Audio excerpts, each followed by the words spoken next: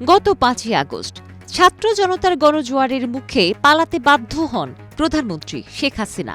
ছাড়েন নিজের প্রধানমন্ত্রীর পদ, এমনভাবে দেশ ছাড়েন যেন কাক পক্ষীতেও টের না পায়। পরদিন 6 আগস্ট দুপুরে দ্বাদশ জাতীয় সংসদ বিলুপ্ত ঘোষণা করেন রাষ্ট্রপতি। এরপর 8ই আগস্ট দেশ পেল ডক্টর মোহাম্মদ ইউনূসের নেতৃত্বে অন্তর্বর্তীকালীন সরকার।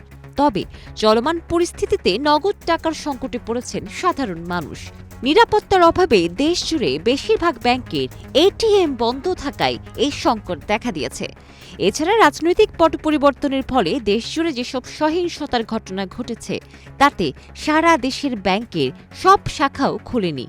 সব মিলিয়ে তাই নগদ টাকার সংকটে ভোগান্তির চরমে পড়েছে সাধারণ মানুষ।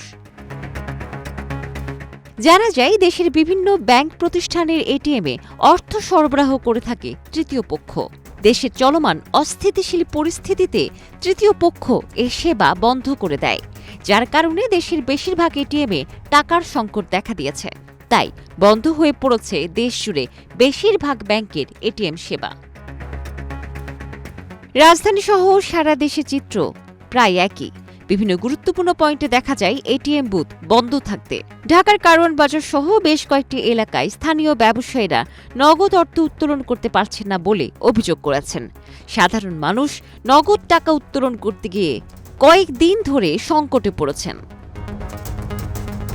বুথে টাকা না থাকার বিষয়ে ব্যাংকের শীর্ষ নির্বাহীদের সংগঠন অ্যাসোসিয়েশন অব ব্যাংকার্স বাংলাদেশের চেয়ারম্যান সেলিম আরেফ হোসেন দেশের একটি জাতীয় দৈনিককে চলমান সংকট তুলে ধরে চলতি সপ্তাহে পরিস্থিতির উন্নতি হবে বলে আশ্বস্ত করেন। অন্যদিকে ব্যাংকাররা বলছেন, যতটা না টাকার সংকট তার চেয়ে বেশি নিরাপত্তার শঙ্কায় রয়েছে ব্যাংকগুলো। এতেই বন্ধ থাকছে তাদের এটিএম কার্যক্রম। চলমান পরিস্থিতিতে টাকা পরিবহনের ঝুঁকি নিতে চাচ্ছেন না অনেক ব্যাংক এবং এটিএমে অর্থ সরবরাহকারী প্রতিষ্ঠান। আবার বাংলাদেশ ব্যাংক থেকেও চাহিদা অনুযায়ী নগদ টাকা পাওয়া যাচ্ছে না।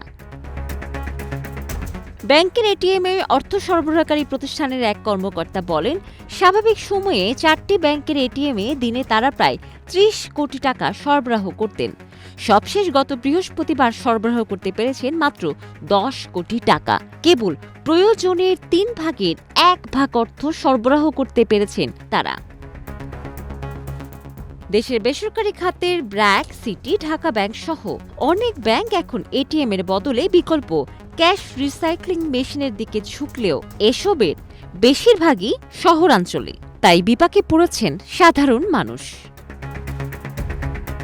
ডেস্ক রিপোর্ট, প্রবাস খবর।